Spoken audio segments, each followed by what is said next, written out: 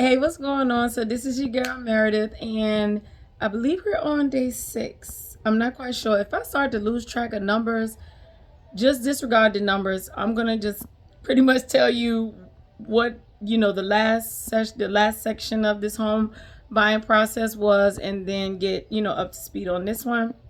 So this is a video where I'm going to just give you an overview of how today has went. The video before was me just explaining what had happened after I received an initial disclosure at a certain percentage rate, and this was the disclosure that you typically sign to keep moving the loan process forward. And this is where you now can lock rates in. Okay, and so in a nutshell, the type of loan that I got, I need to do something in my hair. Oh my gosh. The type of loan that I received was an FHA with a VHDA that was going to basically be a second loan on the down payment. And pretty much how works is that instead of me paying out of pocket for a down payment and closing costs, the Virginia Housing Development has a down payment assistance program that you can take out a loan. And I ended up getting this because I didn't qualify for many other programs due to my income, and I'm not upset about it, just a tad, because it'd be nice if I could actually qualify, but I was overqualified for other programs that were like grants and down payment assistance where you didn't have to pay it back, it was forgivable, things like that. So I'm cool with that. It's nothing I can do about it. So here's the thing. So with that video that I did last time, I spoke to my lender. I got an email with it basically explaining that I did not have an option to pay, whether or not I wanted to pay points or not. And so there are times, from my understanding, and I wish this information was disclosed to the public, but it's not. So you'll be learning this from your lender, and this is why it's so good to ask questions. This is why it's so good to read your documents line for line. Okay, it was very empowering what I did. And so how it basically works is, if you are a part of a down payment assistance program and there's some market shifts that happen, because right now we're in a market that goes back and forth, up and down. Rates are going up, rates are coming down, not down too far, but they're coming down somewhat, and then they go right back up. And so I was at a 7.25, and the lender had noticed that the market was shifting, and so he wanted to lock me in at 7%, which is where the market was at that time when I did the disclosure.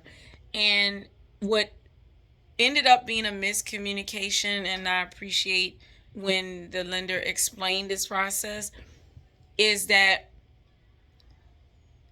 when these things happen, anyone that is a part of that loan process, there is no option for not paying points. And points is basically where you're putting money down to pay down on the interest, so that, God forbid, like say if the interest rate was 8% and that's, you got a loan for 9%. Okay. What you can do is you have to look at the ratio of what it would cost you to do it versus how much you can save.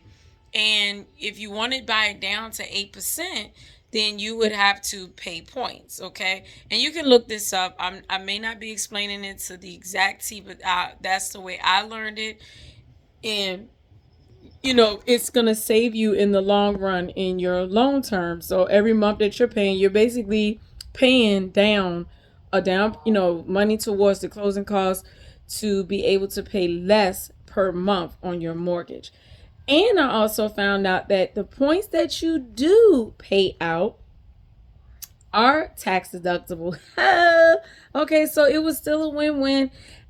What had happened on the last time was that it was a significant amount that I noticed that I was going to have to pay. And I realized that that wasn't anything close to what me and my lender had spoke about. So he looked at the numbers again. And in fact, just about me speaking up on it and having concerns, noticed that the amount of the points was higher than what I think that he was submitting for. And so even without me knowing what these points were and how it all works, just for me speaking up about it, I was able to have my lender look at the paperwork again and show and see that, it was some numbers off. Now, I ended up getting like a 0.5% that I had to pay on points. The one that was given to me prior was a whole percent, which was a significant amount, which was double of what I should have been putting down on points. So, while I wasn't able to completely get rid of it, unfortunately, because of the circumstances around my particular loan, and again, this is not going to be inclusive for everybody, so you definitely want to ask these questions as I'm, telling you now. If you have any down payment assistance program where you are borrowing the money on a loan to help with your down payment, ask these questions. Does my loan, or anything, honestly, any loan that you get, does my loan require me at any point a possibility that I will have to pay points? Is there going to be a possibility that there will be no option where I would have to lock in on point, on an interest rate with points that have to be applied? And get the specifics on how that will all work so that when that time comes, you're not blindsided.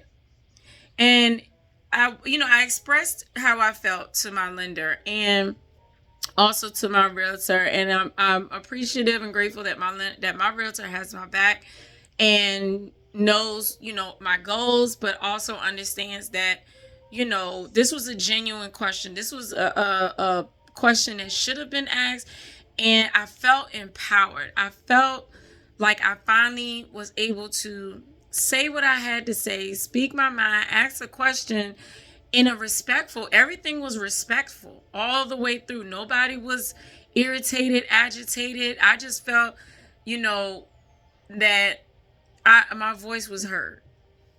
And again, learning along the way of this process, starting from the moment that I even, reached out to my realtor and was connected to her through a good friend, gave her all of my goals, and it was no rush in this whole process.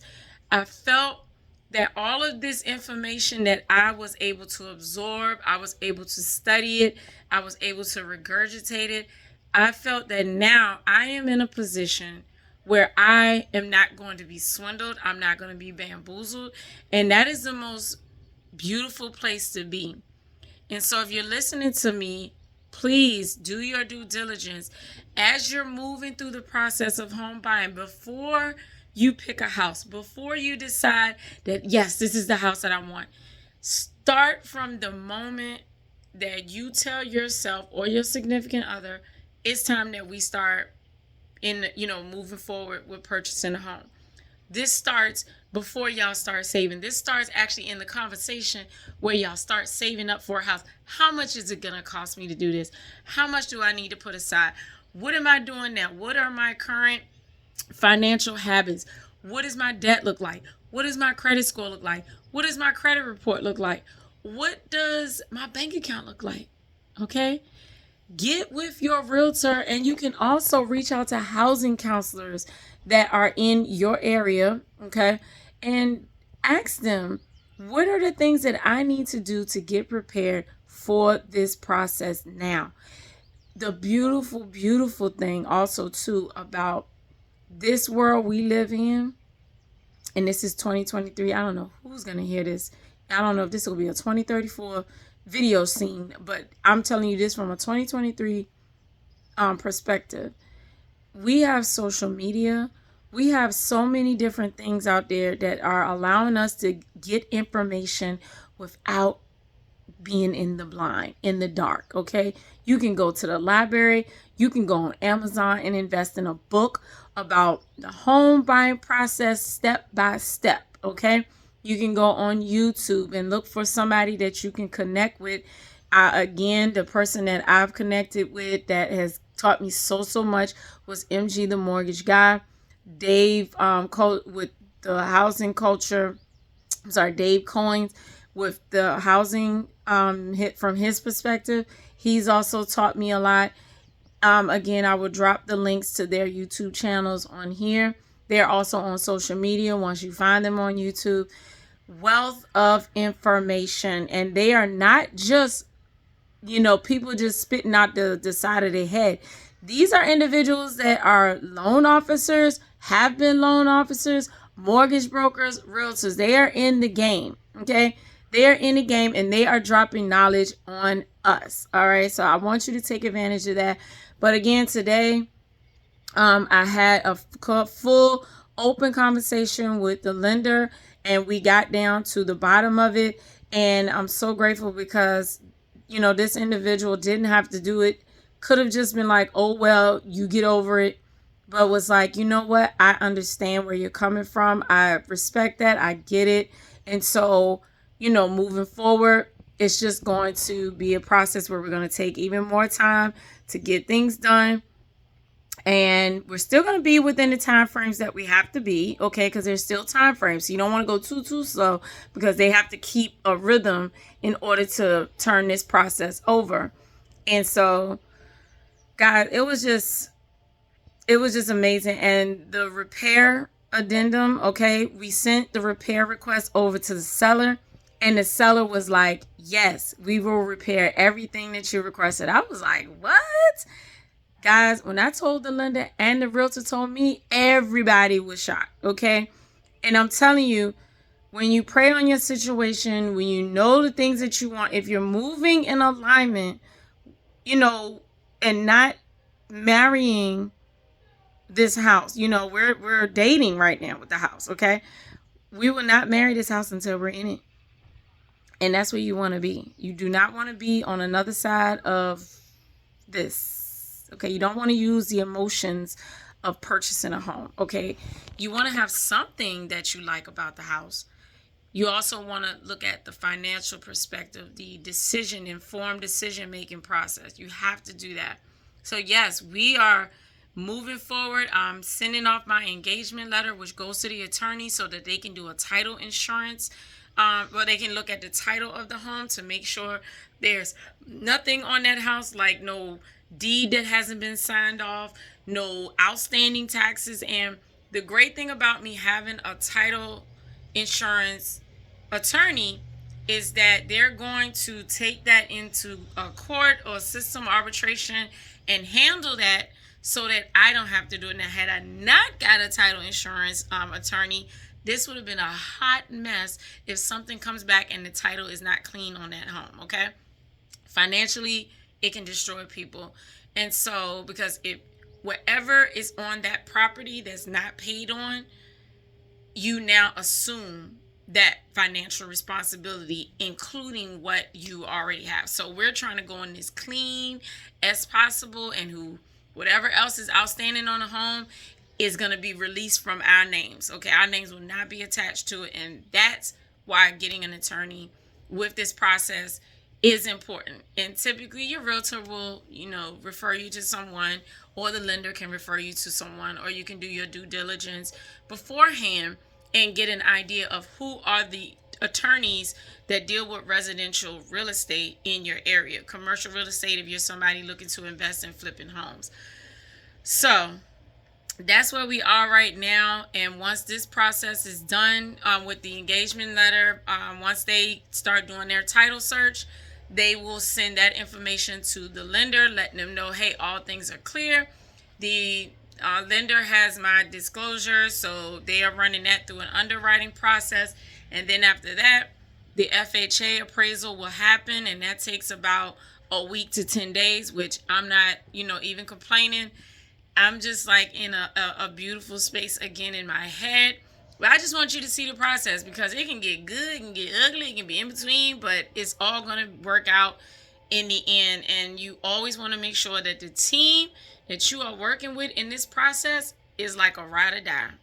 Because if you feel anything out of pocket and you tell them and they still don't respond, let them go. I have a ride or die team. I ain't even gonna lie. Boy, ride or dies. So we'll see you on the next video. All right.